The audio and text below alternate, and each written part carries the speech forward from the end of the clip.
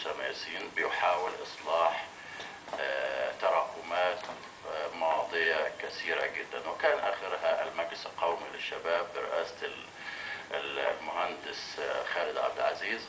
صحيح المهندس خالد عبد العزيز حاول في جانب تشغيل الشباب وتثبيت أصحاب الكفاءة الشاملة المكافأة الشاملة على مستوى الجمهورية، وده بيزداد عددهم على حوالي 16,000. يعني في أرقام بتقول ما بين 14,000 و 16,000، لكن الرقم بيصل إلى 16,000.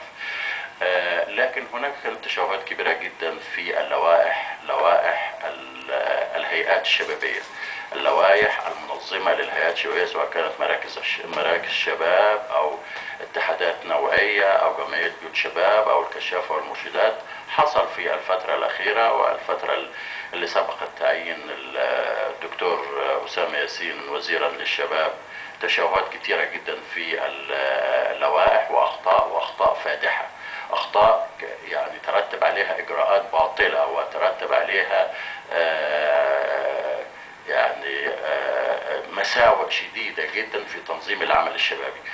اللي بيحصل حاليا والمشهود للدكتور أسامة ياسين أنه بيحاول إصلاح هذه الأخطاء، وبيحاول يتصدى لهذه الأخطاء بإجراءات قانونية. صحيح هي بطيئة، ولكن إجراءات قانونية رادعة وحاسمة وجراءة في تصدي للمشاكل الشبابية اللي حصلت في الأشهر الأخيرة. يعني هو أوقف الجمعيات العمومية لمراكز الشباب، لأن هذه الجمعيات العمومية ما زالت تسير على الفكر الماضي والأسلوب القديم والمصلحة والمحسوبية والقبلية في السيطرة على مراكز الشباب والهيئات الشبابية. وده كان طوال ال30 سنة الماضية في ظل النظام الفاسد البائد.